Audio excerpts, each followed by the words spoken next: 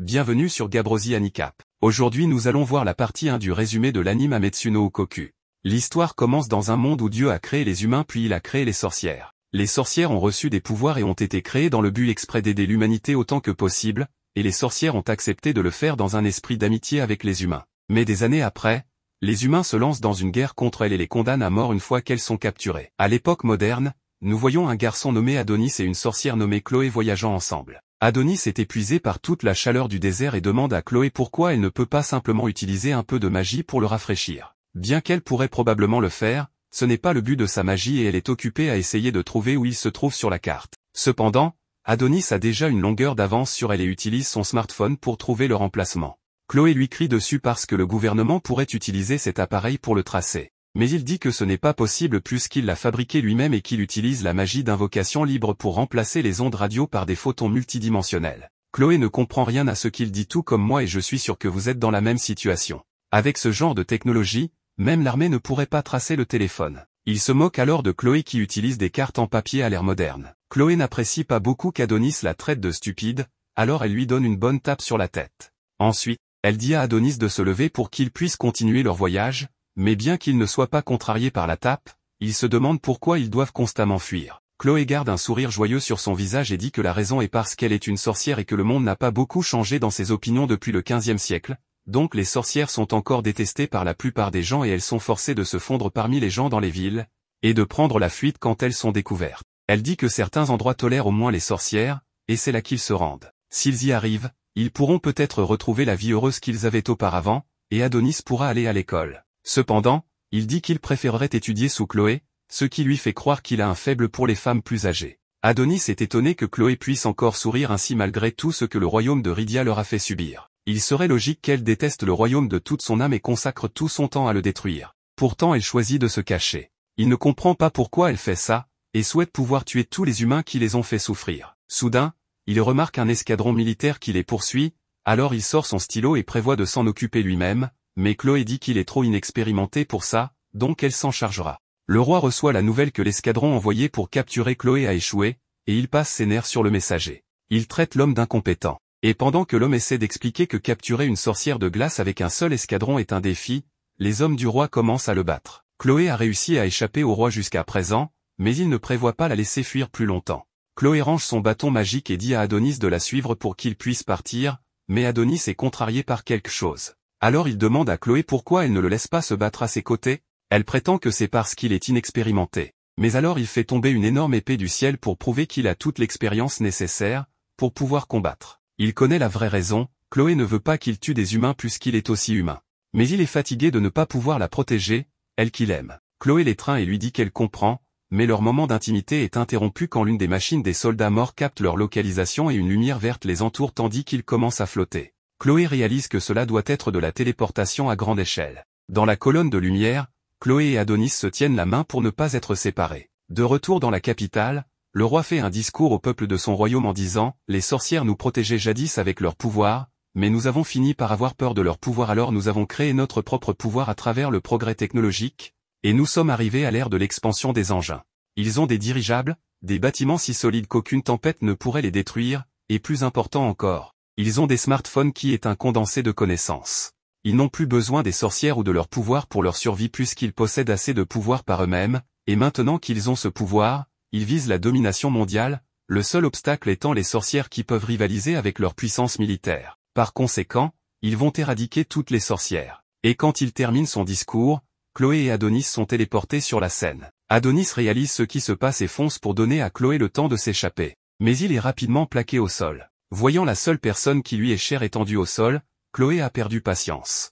Elle veut l'enfer pour les humains et commence à lancer son sort. Elle s'était retenue auparavant parce qu'elle savait que si elle détruisait le monde humain, Adonis n'aurait nulle part où rentrer si quelque chose lui arrivait, mais maintenant plus rien n'a d'importance alors qu'elle est sur le point de lancer zéro absolu pour geler la ville. Cependant, au moment où le sort est lancé, il ne se passe rien et elle reste bouche bée. Les humains ont développé une sorte de machine pour annuler toute magie dans la zone, et sans magie, Chloé et Adonis sont complètement impuissants et à la merci du roi. Le roi se moque de Chloé qui a aidé l'humanité dans le passé mais elle est maintenant traquée et agenouillée devant lui, impuissante. Puis il arrache sa chemise devant toute la foule pour l'humilier et la gifle à terre. Pendant ce temps, la foule est occupée à prendre des photos.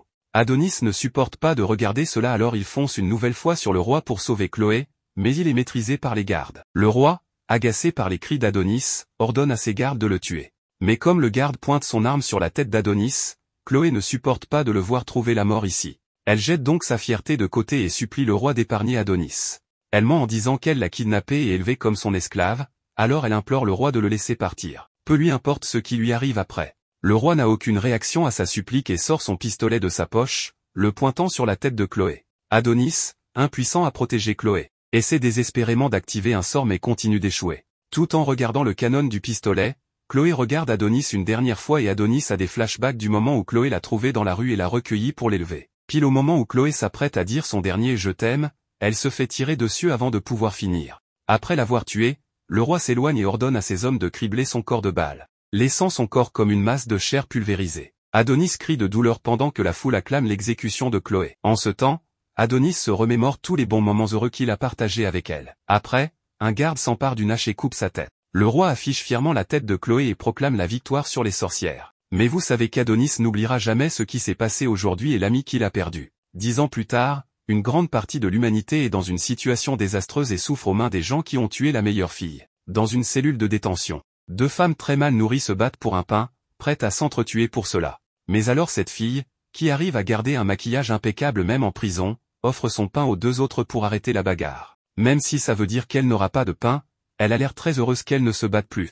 Une des amies de Doroka, Anna, vient la voir et lui demande si elle ira bien puisqu'elle n'a rien mangé depuis un moment. Mais elle dit que tout va bien et qu'elle est pleine d'énergie. Anna dit à Doroka qu'elle est vraiment au grand cœur malgré l'état actuel du monde. Peu importe les progrès technologiques réalisés par le monde, une fois qu'ils n'avaient plus de sorcières à menacer avec leurs armes, ils ont commencé à se menacer les uns les autres et une guerre sans fin a été menée dans le monde humain.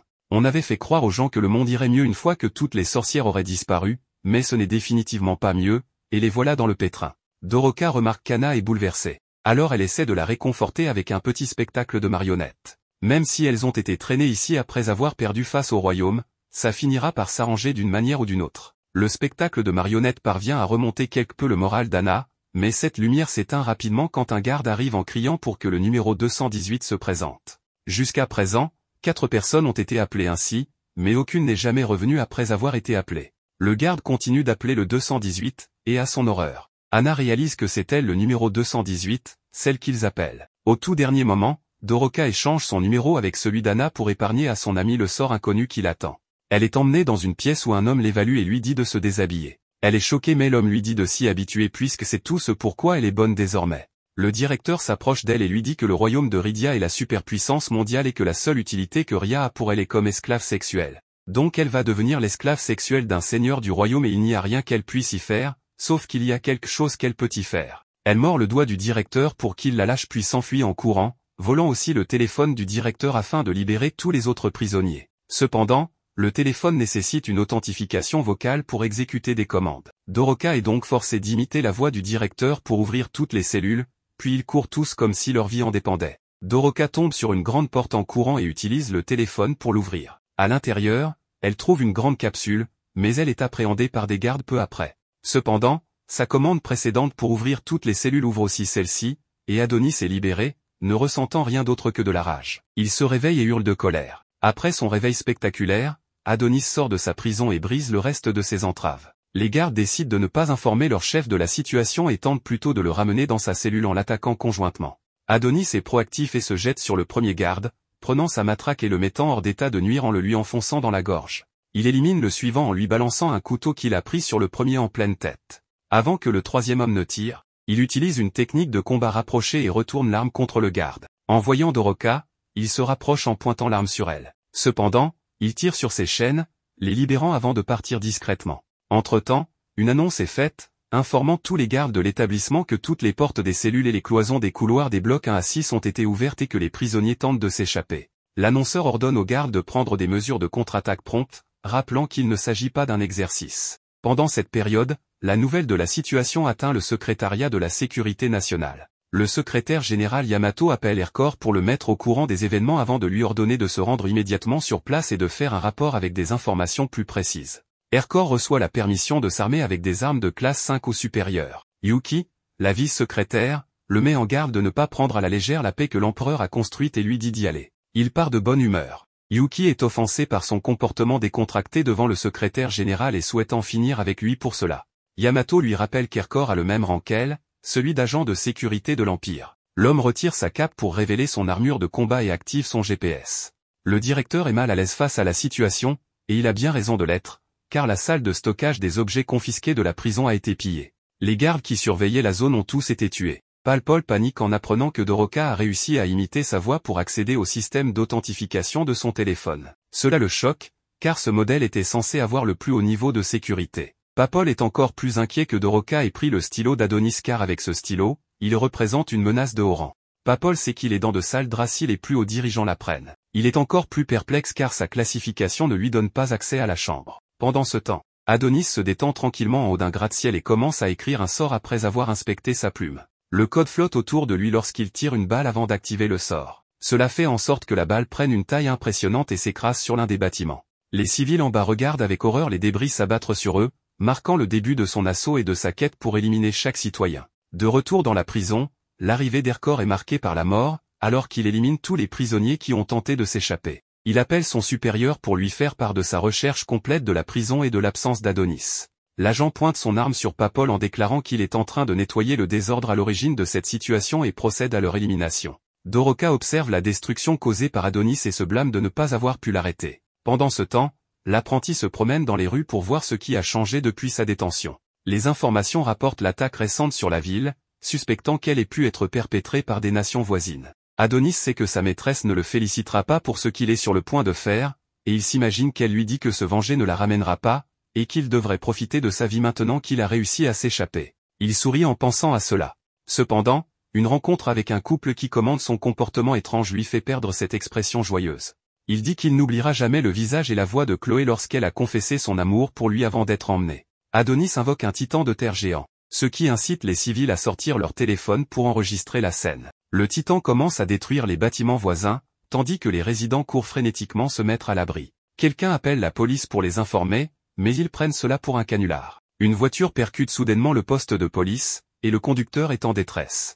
L'officier suppose qu'il est sous l'influence de champignons hallucinogènes, drogue, et dit à son collègue de l'arrêter. Il appelle le quartier général et demande qu'on lui passe la brigade des stupéfiants. Mais lorsqu'il sort et voit le titan, il change rapidement sa demande et souhaite être mis en relation avec la défense.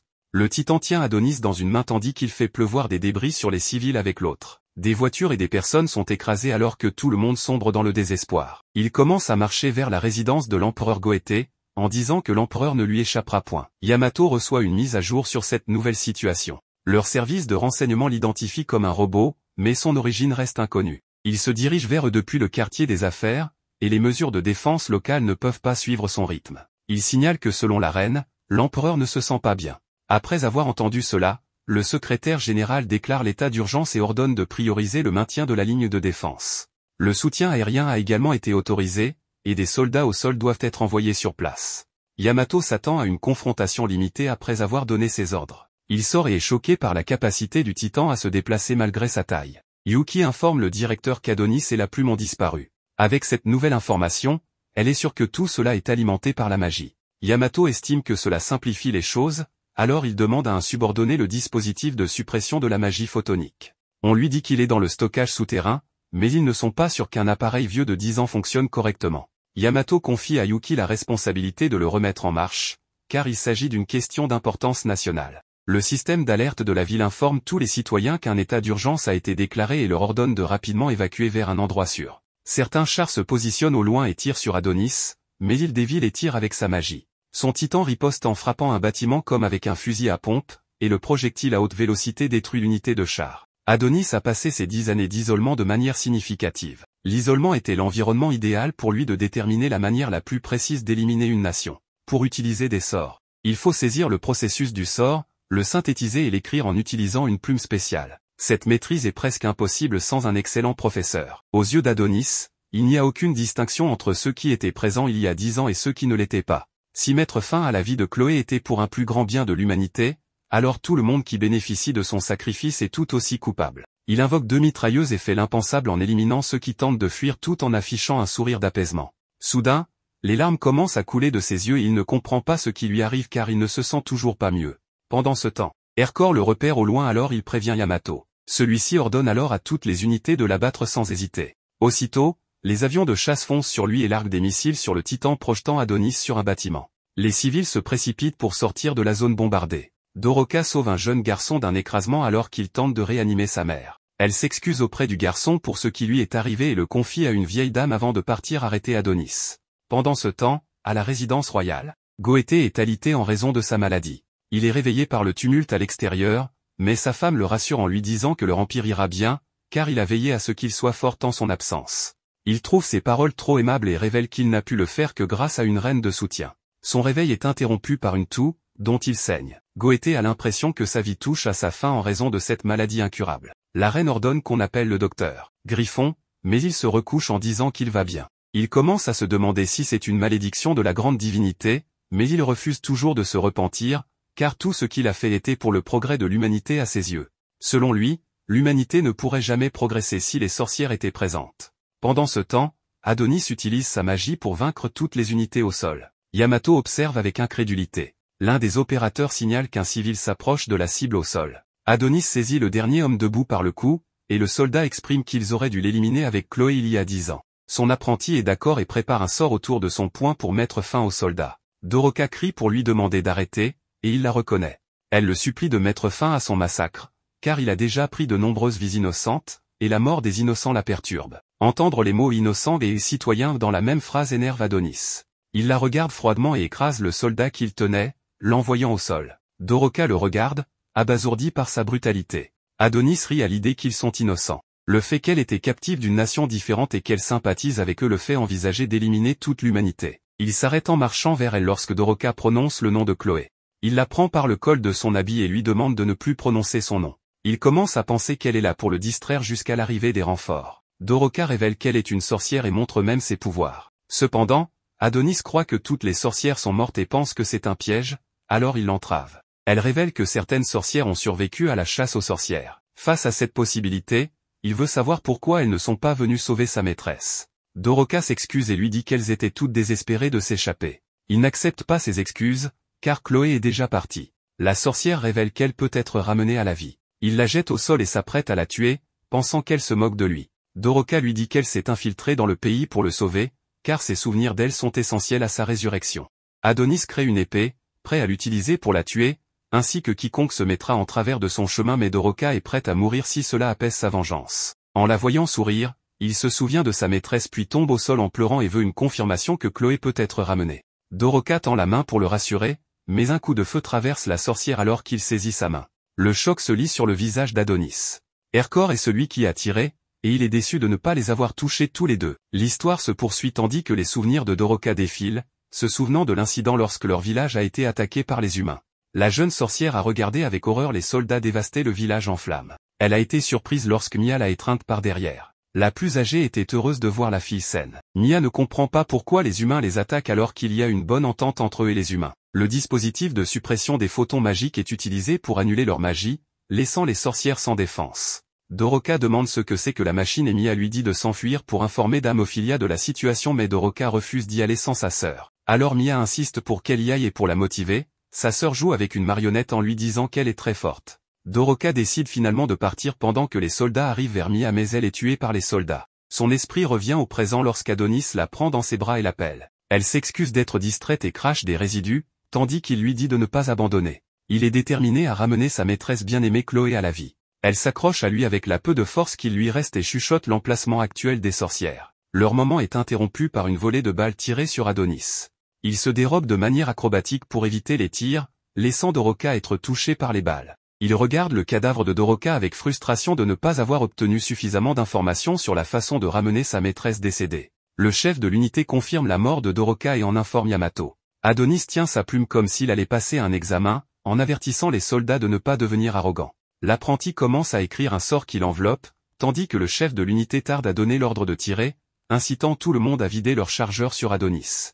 Il reste là avec un air suffisant, car sa magie le protège des balles. Yamato regarde depuis le quartier général, frustré que les efforts de ses troupes soient inefficaces. Il s'avère que la magie d'Adonis attrape les balles. La prochaine étape du sort s'active alors que les balles sont renvoyées. Il les maintient en place de la même manière que dans Matrix avant de les renvoyer rapidement. Les balles déchirent l'unité, les éliminant. Le chef de l'unité regarde avec horreur ces hommes tomber plus rapidement comme des mouches qui tombaient. L'angoisse sur son visage est palpable alors qu'Adonis s'approche de lui. Pendant ce temps, Aircore se prépare à tirer un autre coup de son fusil surdimensionné et le laisse partir dès qu'Adonis est dans sa ligne de mire. L'impact provoque un nuage de poussière qui remplit la zone, mais l'apprenti en ressort indemne. Il arrête le projectile avec sa magie et le transforme en un projectile encore plus gros, qu'il tire sur Aircore, mettant fin instantanément à sa vie. La balle géante traverse l'immeuble derrière, provoquant encore plus de destruction. Adonis les décrit comme des insectes impuissants et les réprimande pour avoir pensé qu'ils avaient une chance de battre la magie. Il ne peut pas croire qu'ils pensaient pouvoir vivre en paix après avoir éliminé Chloé.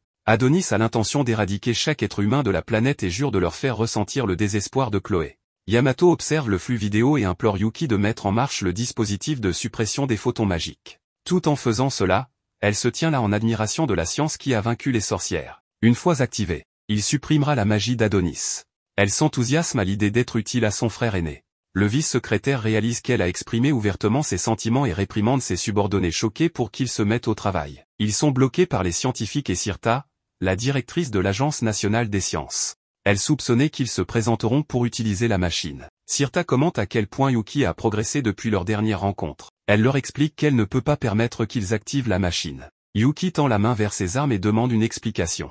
Yamato reçoit un appel de son vice, mais à sa grande surprise, Sirta est à l'appareil. Elle demande un moment pour parler. Elle lui fait savoir qu'ils ne peuvent pas activer la machine. Elle commence son explication en expliquant que la science est le travail de l'humanité qui éclaire le monde, mais il y a encore quelque chose qu'ils ne comprennent pas. Un exemple en est les particules émises par le dispositif de suppression des photons magiques, qui provoque une maladie de dysfonctionnement cellulaire humain développée par les soldats qui ont participé aux chasses aux sorcières il y a 10 ans. Sirta révèle que les particules libérées par l'appareil affectent le corps humain en exterminant les cellules. C'est la première fois que Yamato entend parler de cet effet secondaire. Sirta avoue qu'ils avaient cet effet secondaire mais que l'information était confidentielle. Malheureusement, il n'y a plus de sorcières pour restaurer l'environnement naturel. De plus, l'atmosphère qui aurait purifié ces rayons nocifs a disparu. La nature est tombée en disgrâce en raison des actions humaines. En conséquence, le corps humain sera détruit s'il est exposé à un grand nombre de particules provenant de la machine. La maladie de l'empereur est due au fait qu'il était également exposé au dispositif lorsque l'humanité combattait les sorcières. Pendant ce temps, Adonis fait face à l'unité suivante tout en laissant échapper un rire de méchant. Sirta remet le téléphone à Yuki et lui demande de partir, maintenant qu'ils connaissent la vérité. Elle refuse de prendre le téléphone et court activer la machine. En courant, elle explique qu'ils ne peuvent pas se permettre de se soucier de la maladie lorsque la menace de la magie est juste devant eux. Sirta ordonne à tous de battre en retraite pendant qu'elle poursuit le vice pour l'arrêter. Yuki active rapidement la machine, exprimant que c'est une question d'importance nationale. Le rire malicieux d'Adonis s'arrête brusquement lorsque sa plume est abattue de ses mains et que la magie est neutralisée. Le quartier général informe le secrétaire de la situation à l'emplacement de la machine. Sirta la désactive tout en tenant Yuki inconsciente, assurant à Yamato que sa petite sœur va bien, mais la réalité dit le contraire, car elles sont toutes les deux ensanglantées par l'exposition. Sirta lui dit de regarder Adonis sur son écran avant de lui dire que sans magie, leur ennemi est à leur merci. Sirta le pousse à réaliser qu'il devrait rapidement éliminer ceux qui nuisent à l'Empire, car après tout, ils sont le royaume indestructible. Yamato met fin à l'appel et ordonne à toutes les unités de charger Adonis. L'apprenti tente rapidement de récupérer sa plume alors qu'il se prépare à l'éliminer. Cependant, une soldate court dans la ligne de tir de son unité et réprimande Adonis pour avoir nui à leur nation. Le sommet d'un gratte-ciel tombe entre l'unité et elle, isolant la sorcière avec Adonis. Elle active son thermolame et insulte sa position en tant qu'apprenti sorcier avant de reculer pour porter le coup final. Adonis tourne le dos, prêt à mourir pour enfin rejoindre sa maîtresse. Sa tête est tranchée en un seul coup net. Pendant ce temps, ses collègues s'inquiètent pour elle alors qu'elle émerge de la fumée en tenant la tête d'Adonis. Elle informe que la mission est accomplie avant de la laisser tomber et de s'effondrer. Certains s'occupent d'elle tandis que d'autres crient leur victoire. Les célébrations atteignent le quartier général lorsqu'il confirme sa disparition. Yamato soupire de soulagement, car c'est enfin terminé. Le secrétaire félicite tout le monde pour avoir vaincu l'apprenti sorcier. Il leur rappelle de modérer leur célébration, car il y a encore du travail à faire. Ils doivent récupérer le corps d'Adonis et confirmer les dégâts dans chaque zone de la ville. Les unités doivent se joindre aux équipes de secours et aider les victimes. La femme qui a porté le coup final est montrée sur l'écran géant du quartier général. Yamato commente à quel point elle est jeune, et l'un de ses assistants note qu'elle est une nouvelle recrue. Le secrétaire arrête son assistant juste au moment où il allait obtenir des informations sur elle et lui ordonne plutôt d'aller voir ce qu'il en est de Sirta et Yuki. Les paroles de la directrice scientifique lui rappellent que leur nation est forte, et Sirta et Yuki sont emmenés sur des civières pour être soignés. Dans l'après-midi, L'empereur Goété s'adresse au mas tout en étant relié à de nombreuses machines et perfusions qui le maintiennent en vie. Il reconnaît que les arts occultes sont restés dans le monde parce qu'ils ont décidé de retenir l'apprenti sorcier, Adonis, en raison de sa nature humaine. Cependant, les conséquences de cette décision ont été dévastatrices pour leur royaume. Après toutes ces années, ils n'ont toujours pas réussi à déterminer comment ils pouvaient utiliser la magie en tant qu'humains. Goété est irrité de s'être permis de laisser le garçon vivre. Il rappelle à tous que Rydia est le summum du monde, avec sa science avancée et ses troupes de fer. Il encourage les citoyens à laisser brûler les flammes de la fierté dans leur cœur pour le simple fait d'être nés humains dans l'empire de Rydia. La mort d'Adonis marque la fin de l'ancien monde, et il déclare leur nation comme l'autorité ultime. Eri met en pause la vidéo alors qu'elle la regarde sur son téléphone. L'enseignant reconnaît que certains de leurs étudiants ont perdu la vie dans l'incident. Il est compatissant, mais leur rappelle que les examens nationaux commencent le lendemain, alors ils doivent rester concentrés. Cette dernière annonce marque la fin de l'heure de l'étude. L'un des étudiants veut savoir pourquoi Adonis s'est rangé du côté des sorcières alors qu'il est humain.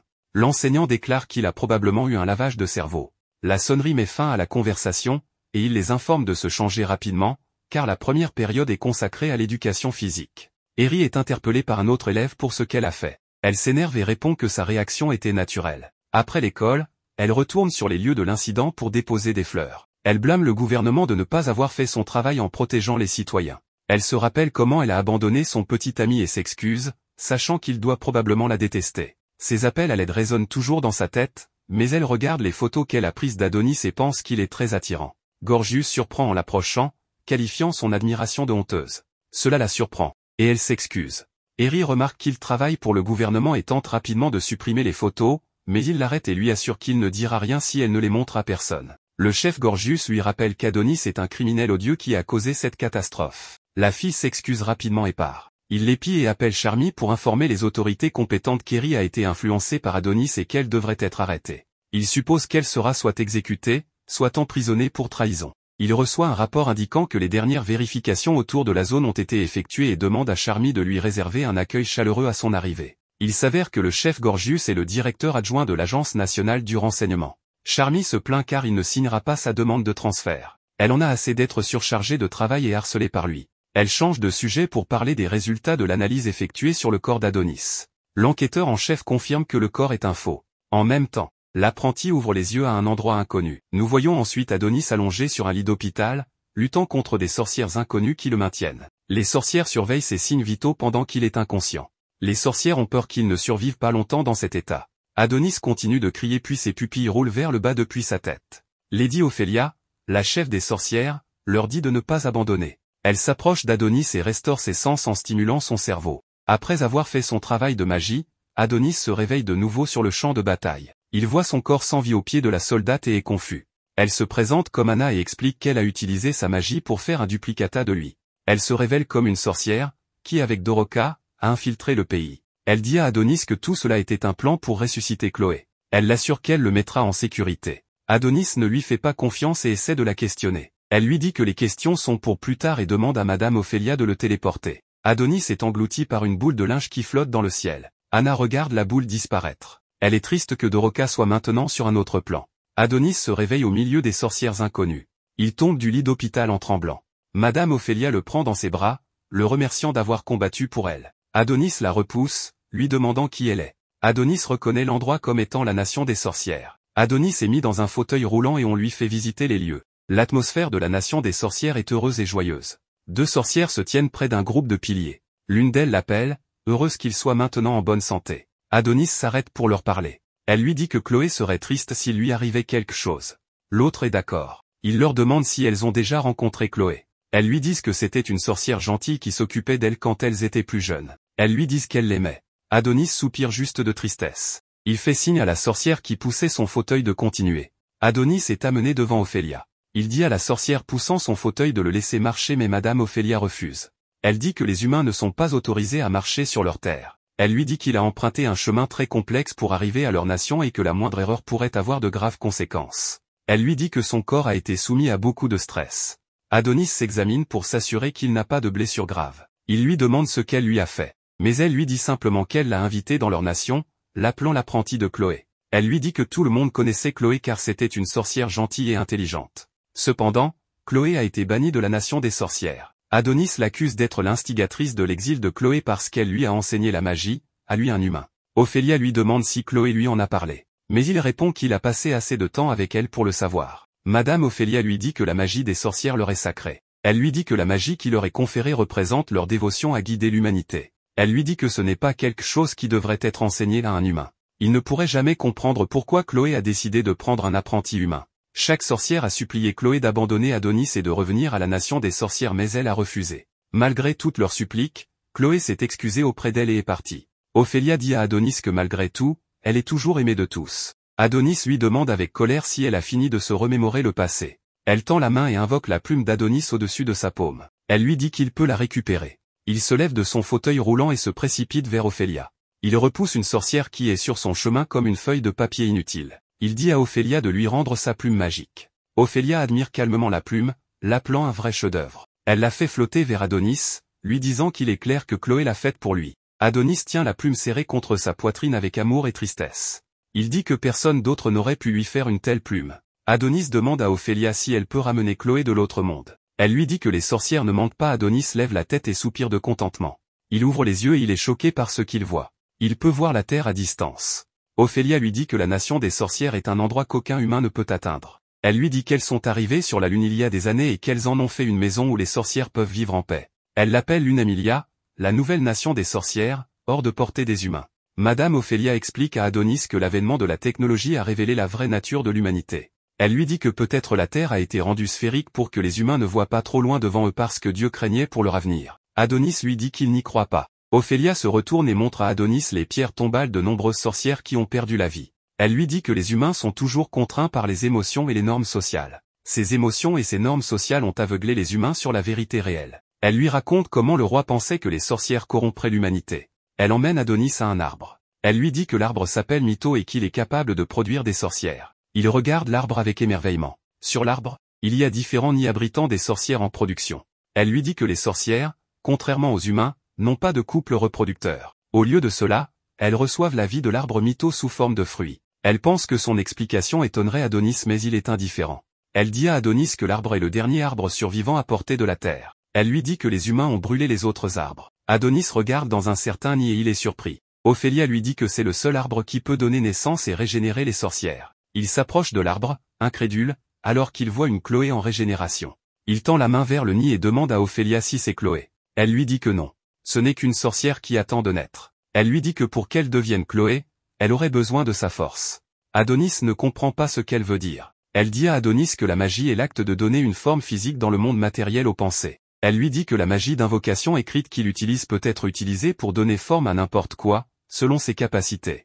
Elle lui dit que sa magie est suffisante pour tout rendre possible. Elle dit à Adonis qu'il pourrait sceller tous ses souvenirs dans le fruit sorcier et la faire devenir Chloé. Elle lui dit qu'il est la clé de la résurrection de Chloé. Adonis a l'air déterminé et Ophélia commence à s'éloigner de l'arbre. Elle dit à Adonis de la prévenir quand il sera prêt à commencer la cérémonie. Elle s'éloigne, laissant Adonis debout seul devant l'arbre. Adonis s'allonge dans l'herbe et réfléchit à son choix. Il n'arrive pas à croire que sa magie ressuscitera Chloé. À ce moment, Anna apparaît devant lui. Elle lui demande s'il n'a rien à lui dire. Adonis lui demande condescendant si elle s'attend à des remerciements de sa part. Elle lui dit qu'il ne peut pas être sérieux. Avec des larmes coulant sur ses joues, elle lui dit que Doroka a donné sa vie pour lui. Adonis lui dit que ce n'est pas son problème puisque c'est elle qui a planifié son évasion. Anna est en colère par sa remarque, mais il s'éloigne. Anna l'appelle, lui disant qu'elle n'a pas fini de parler. Elle lui dit que les humains sont tellement égoïstes. Elle lui dit qu'il doit se sentir chanceux de pouvoir ressusciter Chloé autant de fois qu'il veut avec l'aide de l'arbre. Elle se demande pourquoi elles ont risqué leur vie pour quelqu'un comme lui. Cela fait s'arrêter Adonis. Il se retourne et lui dit avec colère qu'elles l'ont sauvé pour qu'il puisse ramener Chloé, pour qu'elle puisse l'utiliser. Elle lui demande ce qu'il entend mais il lui dit de ne pas faire l'idiote. Il se souvient des derniers mots de Doroka alors qu'elle était dans ses bras. Elle lui a dit que la nation des sorcières prévoyait d'utiliser Chloé. Adonis dit à Anna que les sorcières pouvaient vivre dans un environnement hostile aux humains. Il lui dit qu'elles n'avaient pas besoin de construire le dôme, mais qu'elles l'ont construit pour garder les humains à l'intérieur. Il lui dit comment les sorcières prévoient d'enlever des humains avec leur magie, et leur enseigner la magie écrite pour qu'ils puissent se battre. Il lui dit qu'étant donné que les sorcières sont proches de l'extinction, elles ont besoin d'une nouvelle source de soldats. Il lui dit que c'est uniquement parce que Chloé fabrique des plumes, que les sorcières veulent qu'elle soit ressuscitée. Anna est encore plus surprise. Elle saisit son épaule et lui demande ce qu'il va faire. Elle lui demande de les aider, pour que la mort de Doroka ne soit pas vaine. Adonis lui dit qu'il ressuscitera Chloé mais que tout ce qui se passera ensuite dépendra de Chloé. Il lui dit que si Chloé n'approuve pas ce qu'elles font, alors elles deviendront son ennemi. Plus tard dans la journée, Ophélia et les sorcières commencent la cérémonie. Adonis s'approche de l'arbre et utilise sa magie pour lancer un sort d'invocation de sa mémoire. La magie est absorbée par la sorcière fruitière non née. Adonis se souvient du moment où Chloé lui enseignait Falulu, la constellation des sorcières. Il s'ennuyait de ses enseignements car il les avait entendus encore et encore. Il lui montre d'autres constellations qu'elle lui a apprises. Elle est impressionnée qu'il ait pu mémoriser les constellations. Elle pense qu'il est un prodige de la magie et qu'elle doit être une sorte de déesse pour être son enseignante. Il pointe une constellation appelée la constellation d'Adonis et accuse Chloé de l'avoir inventée. Chloé ne semble pas s'en souvenir et ils commencent tous les deux à se disputer. Adonis sort de son souvenir. Il chérissait le temps passé avec Chloé, le trouvant comme un rêve comparé à sa réalité actuelle. Il se souvient quand Chloé laissait toujours ses vêtements traîner dans la maison. Chloé se lave et lui demande de laisser les vêtements par terre. Adonis regarde à travers le rideau pour voir Chloé avec différentes ecchymoses sur le corps. Chloé lui dit de ne pas espionner. Il lui dit qu'il est inquiet à cause de la durée de son bain. Il lui dit qu'il va monter la garde. Il presse Chloé de prendre rapidement son bain avant que leurs poursuivants les rattrapent. Chloé le remercie de rester avec elle alors que des larmes coulent sur ses joues. Elle lui dit qu'elle ne peut pas vivre seule. Adonis est ému par sa déclaration. De retour au présent, Adonis admet qu'il ne peut pas vivre seul non plus. Le fruit sorcier continue d'absorber sa magie. Adonis professe son amour pour elle, et la voix de Chloé le remercie. Le fruit s'illumine, éclairant les champs. Toutes les sorcières regardent le fruit, pleines d'espoir. Les choses continuent, et il est révélé qu'Adonis a décidé de ne pas ramener Chloé à la vie car il ne voulait pas qu'elle ressente à nouveau la même chose. L'apprenti est d'avis que sa maîtresse n'a pas sa place dans ce genre de monde. Il se rappelle la douleur qu'elle a traversée une dernière fois. Adonis jette un autre sort, ce qui fait réaliser à Ophélia qu'il a réécrit le sortilège rituel. Anna regarde, incrédule, Doroka émerger du cocon à la place de Chloé. L'apprenti la récupère de façon théâtrale, la poussant à ouvrir les yeux. Il lui dit qu'il ne voulait pas laisser sa dette impayée. Elle est confuse mais réalise bientôt qu'ils sont à l'Unamia. Il regarde autour de lui et se souvient d'Ophélia et des autres sorcières. Elle se demande ce qu'elle fait de retour à la maison, alors que la dernière chose dont elle se rappelle est de s'être fait tirer dessus sur terre. Elle remarque qu'elle est sous sa forme naturelle et s'échappe rapidement de ses mains, embarrassée. Elle lui témoigne du respect et commence à s'excuser auprès d'Adonis de lui avoir montré quelque chose d'aussi sale et disgracieux. Doroka le supplie même d'effacer cela de sa mémoire. Elle ne sait pas que ce gars est le Chad ultime, donc il n'est pas ému par une telle vision. Il lui jette simplement un au-dessus en lui ordonnant de se taire et de le mettre. Il explique qu'elle l'a sauvé à Rydia, donc maintenant ils sont quittes. Elle demande immédiatement des nouvelles de l'endroit où se trouve Chloé. Ophélia interrompt, demandant à Adonis comment il a pu faire une telle chose.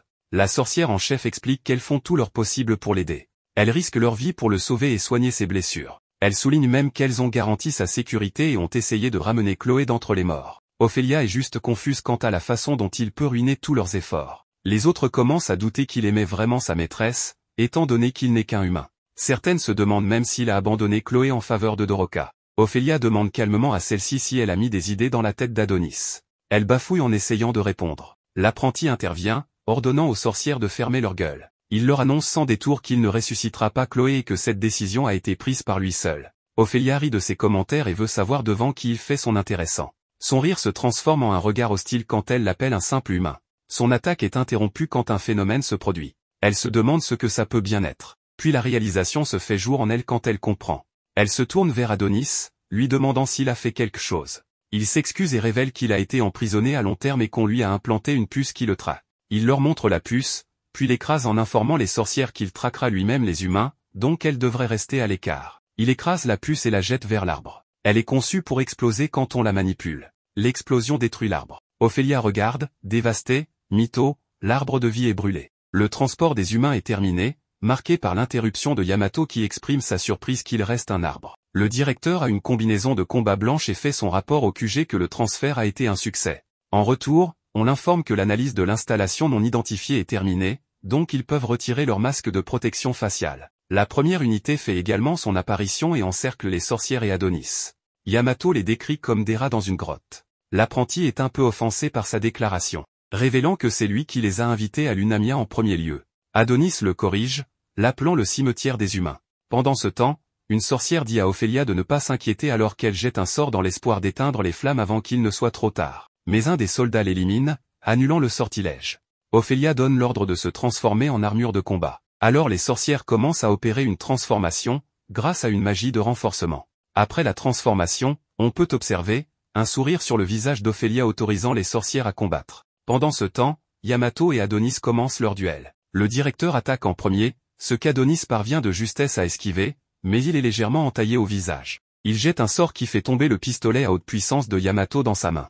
L'apprenti ne perd pas de temps et lui tire dessus à bout portant. L'impact brise la lame de Yamato qui tombe en arrière. Adonis rit d'excitation devant la puissance de l'arme. Le directeur reconnaît son imprudence au moment où il déploie son équipement défensif juste avant de se prendre une rafale de balles en pleine figure. Adonis continue à tirer tout en se rapprochant. La combinaison du directeur l'avertit des dégâts croissants qu'elle subit. L'apprenti lui demande sadiquement d'abandonner, se moquant de la déclaration précédente de Yamato selon laquelle il allait l'achever. Doroka tire sur son manteau et il se retourne pour voir un air de désapprobation sur son visage. Ailleurs sur le champ de bataille, les sorcières commencent leur contre-attaque en utilisant divers sorts pour vaincre les humains. La première utilise un sort de joyau pour immobiliser et emprisonner les soldats. La seconde fait appel à un serpent qui décapite les soldats.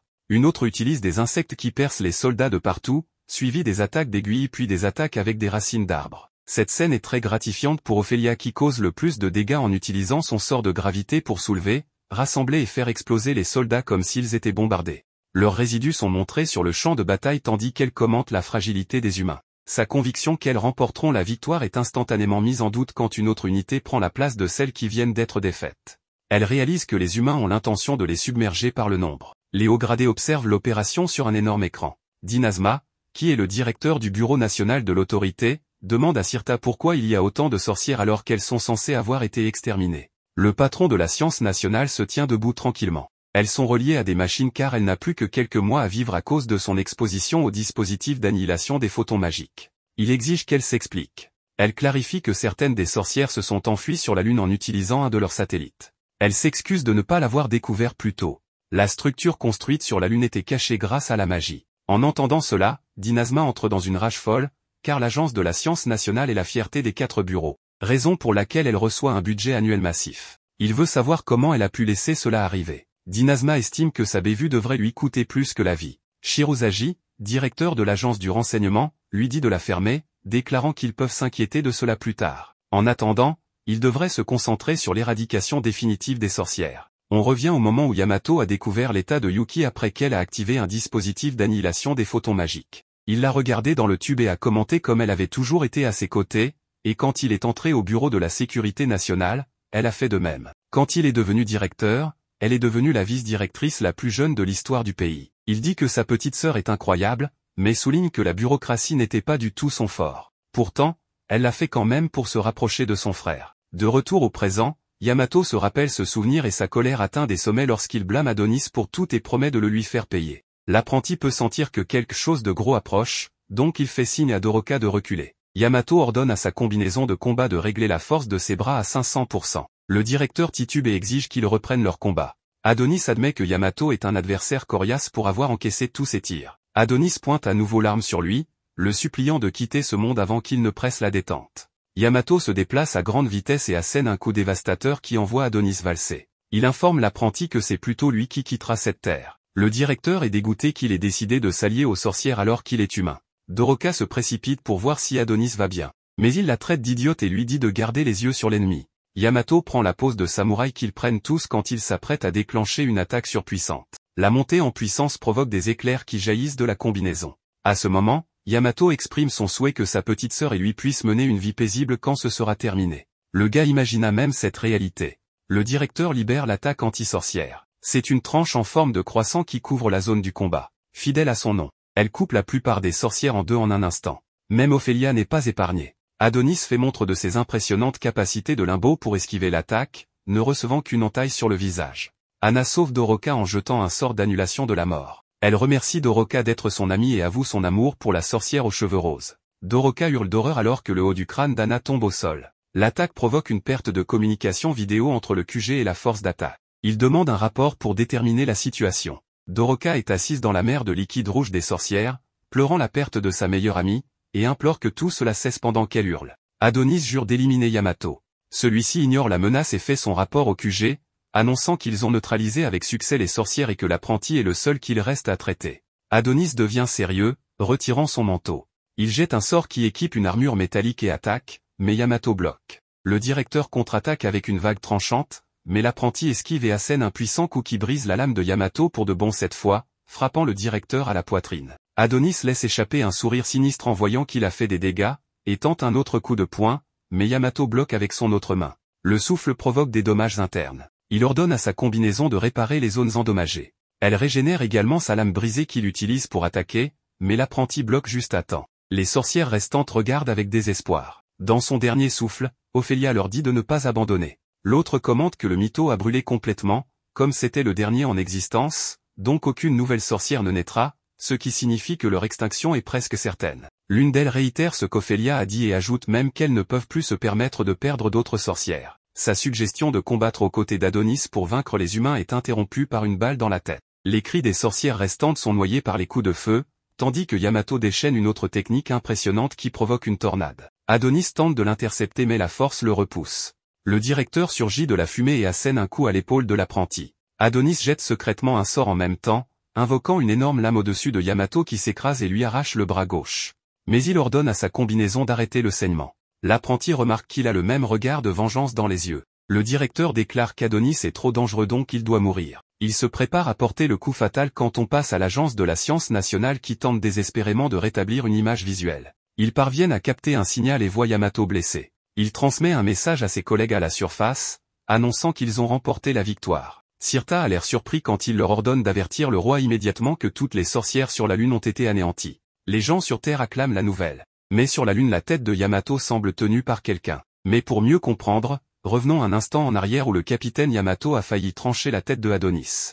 Mais grâce à un cri d'arrêt de Doroka, cela n'a pas pu se produire car il avait été pétrifié par un puissant sortilège que Adonis reconnut comme étant très fort puisque c'était un sortilège de Mandragore dont la base était l'amour. Il était donc destiné à être utilisé pour la paix.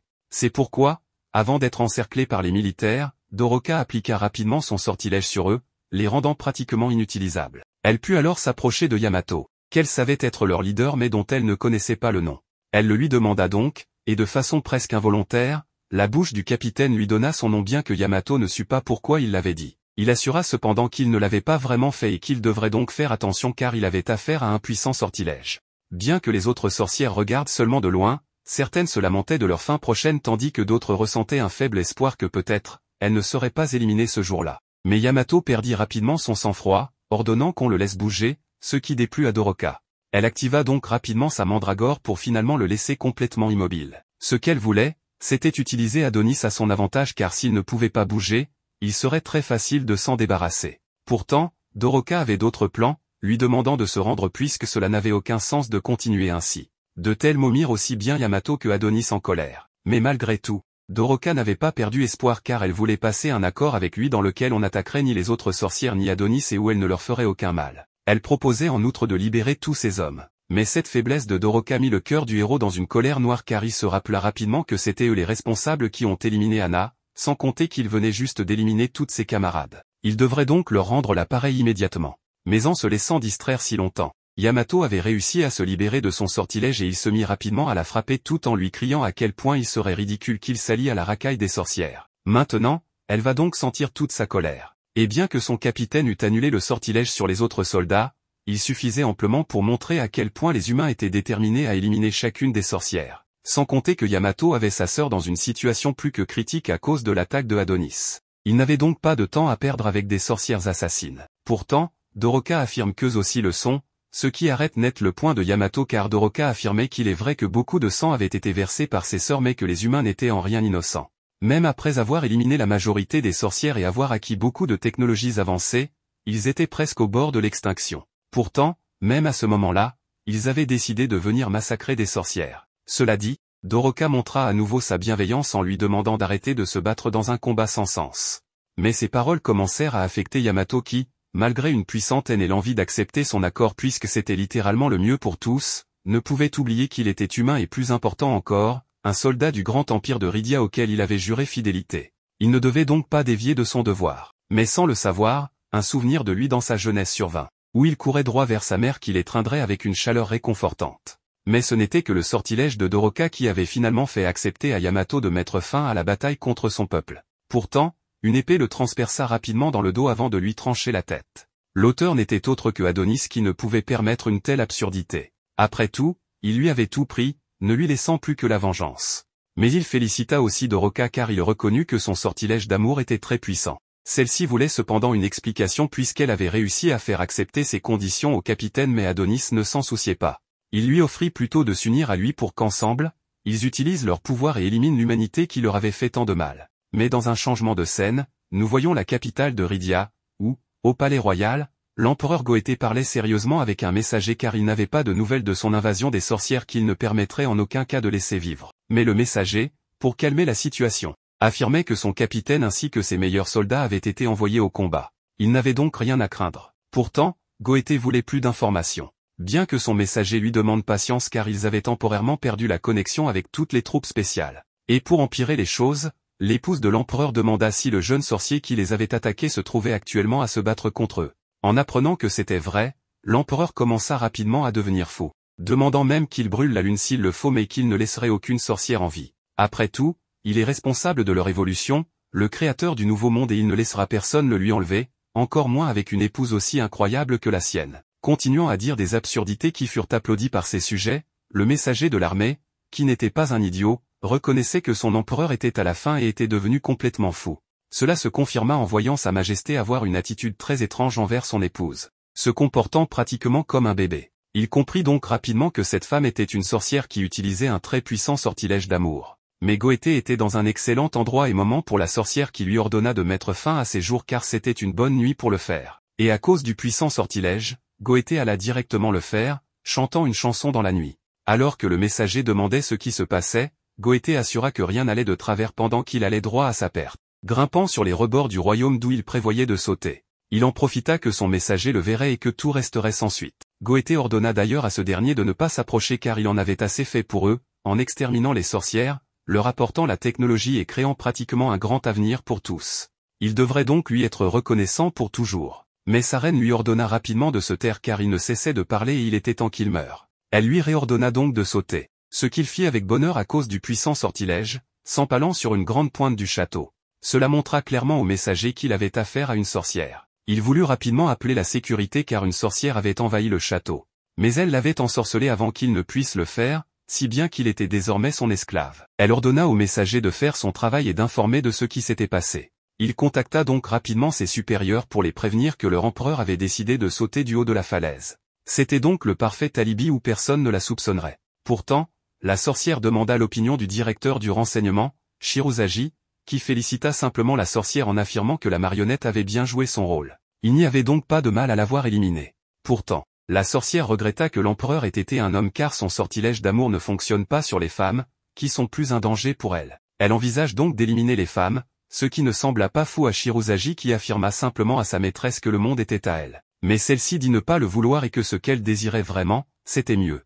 Elle n'était d'ailleurs pas très heureuse car le messager ne lui convenait pas et elle aurait préféré quelqu'un de plus haut placé. Elle menaça donc Shirozagi de les éliminer et de ramener à nouveau quelqu'un d'aussi inutile pendant que le pauvre messager se faisait sauter la cervelle sur ordre de la reine. Mais Shirozagi affirma que peut-être l'homme dans la lune serait à la hauteur d'une grande reine comme elle, bien qu'il affirmait qu'elle n'était pas reine à présent et pouvait l'appeler par son véritable nom, Dorothea, qui est une sorcière voyageant à travers les univers. Elle voulait retrouver une personne et ferait tout pour y arriver. Mais revenons à Adonis qui continuait avec son offre, que Doroka refusa catégoriquement. Pourtant, le jeune homme assura qu'elle finirait par l'accepter. Il partit donc immédiatement éliminer le reste des humains qui étaient toujours sous le sortilège de Doroka. Grâce à cela, Adonis put les tuer de la façon la plus cruelle possible car ils devaient souffrir autant que lui. Il utilisa donc sa baguette pour les découper comme rien. Et bien que Doroka s'en lamentait et voulait qu'il s'arrête, Adonis ne semblait pas vouloir le faire. Doroka, bien que cela lui fît mal, devait donc faire quelque chose même si Adonis la mettait au défi de l'oser et de le défier,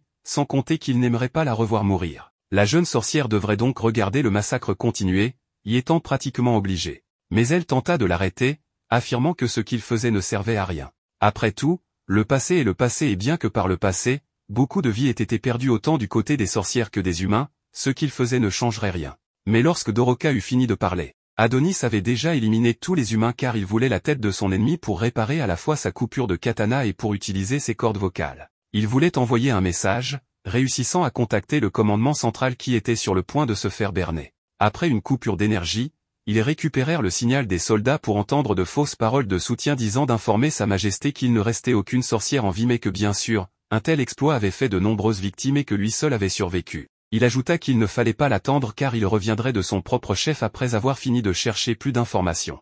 Mais même les sorcières de la zone semblaient effrayées par Adonis qui utilisait la peau de Yamato. Depuis la Terre, La directrice scientifique réalisa que Yamato était mort puisqu'elle le connaissait le mieux.